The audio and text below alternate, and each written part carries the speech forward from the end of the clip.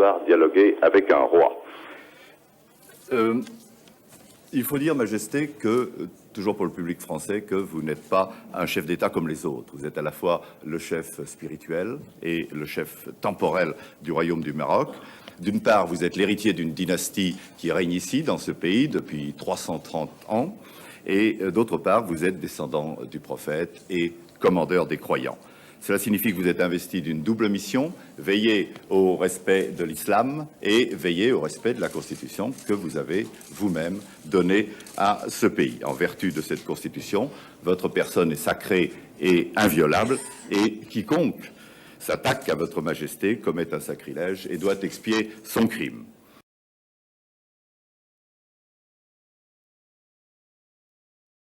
Majesté, pour vous, commandeur des croyants, est-ce que la déchristianisation de l'Europe et de la France, est-ce que c'est une bonne chose ou est-ce que c'est une mauvaise chose? C'est une mauvaise chose. Très mauvaise. Une mauvaise chose, parce que nous ne parlons plus le même langage. Particulièrement lorsqu'il s'agit de chrétiens et de musulmans, nous ne parlons plus le même langage. Manque de valeurs spirituelles, manque... Oui, puis quand nous parlons de la Vierge Marie, là, il n'y a pas de différence entre un musulman sunnite et un chrétien, qu'il soit catholique ou qu'il soit protestant. Quand nous disons que le Christ est le souffle et le Verbe est le souffle de Dieu, c'est ce qu'il y a dans le Coran, nous le considérons comme n'étant pas loin de l'orthodoxie catholique ou protestante. Et c'est vraiment... ça nous prive de correspondants confessionnels, vous voyez ce que je veux dire?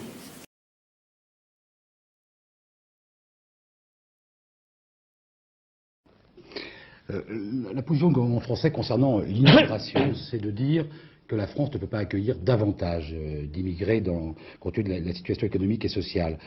Quand vous voyez des immigrés clandestins reconduits à la frontière dans leur pays d'origine, est-ce que vous pensez que la France est dans son bon droit, qu'elle a raison de le faire? Je ne peux pas demander à la France loyalement de priver ses propres fils de travail, de nourriture, d'enseignement, de soins, au profit d'autres qui ne sont pas les siens. Parce que je sais ce que je ferais, moi, personnellement, chez moi. Je privilégierais d'abord les Marocains. Je voudrais revenir un instant à certaines questions sur les rapports avec l'islam qui ont déjà été abordées tout à l'heure. Est-ce que, dans le fond de vous-même, vous avez le sentiment de partager la même religion que d'autres musulmans qui, dans certains autres pays du monde, et à Paris, pas nombreux, mais à Paris, ont défilé dans les rues en criant à la guerre sainte, par exemple? Est-ce que la guerre sainte fait partie de l'islam? Elle le faisait. Elle faisait partie de l'islam. Lorsque l'islam était une poignée, qu'il fallait qu'il y ait une expansion, mais depuis lors, il y a eu une évolution. Ce n'est pas parce que les Arabes sont devenus moins forts qu'ils sont devenus plus pacifiques. Non. Le problème n'est pas là. Non, pas du tout. Mais il est certain que je me sens frère de tout musulman qui dit qu'il n'y a de Dieu que Dieu, et le prophète Mahomet est le sien, mais à partir du moment où, par leur comportement agressif, non tolérant, non progressiste, non prospectif, se mettent à défigurer ou à vraiment à raccourcir tous les jours la longueur des pieds de cette religion, je me sens pas très frère d'eux, très franchement. Il y a eu des sondages en France récemment qui demandaient est-ce que pour vous l'islam est une religion tolérante ou intolérante? Et massivement les Français disaient intolérante. Pas du tout. Pas du tout.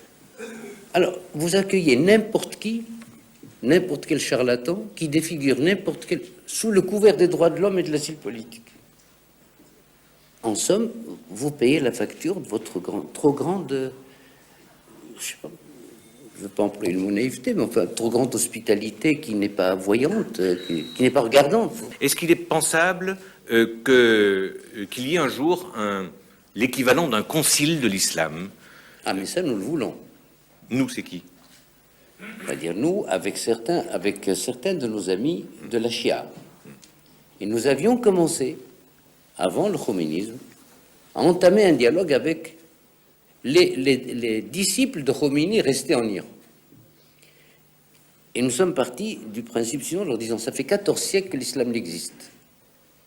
Ça fait 14 siècles qu'il y a la sunna et la shia. Mais que du terme, on s'est foutu la paix pendant 14 siècles. Et puis un beau matin... Pour ceux qui ne connaissent pas bien, la sunna, c'est la tradition sunnite. Et la shia, c'est les chiites. C'est une hérésie. C'est une hérésie. Bon. Et je dis, voilà, il a suffi qu'un monsieur apparaisse qui s'appelle Khomeini pour qu'immédiatement on se mette à se taper dessus. Alors qu'on a vécu en très bons frères pendant 13 siècles, 14 siècles. Reprenons le dialogue. Et je crois que la balle est chez eux et qu'ils l'ont comprise. Alors je compte demander, avec l'autorisation de Monsieur le Président de la République, à Monsieur Chirac de nous vendre un terrain. Et nous allons, par souscription, construire une mosquée où nous mettrons un imam marocain, sunnite, et vous verrez alors à ce moment-là, comme lorsqu'il y a une meule de foin non égrenée, que le vent séparera de lui-même la bonne graine, et que tout ce qui est paille et autres ira d'un autre côté. Et vous verrez que tous les bons musulmans viendront pour la plupart dans notre mosquée.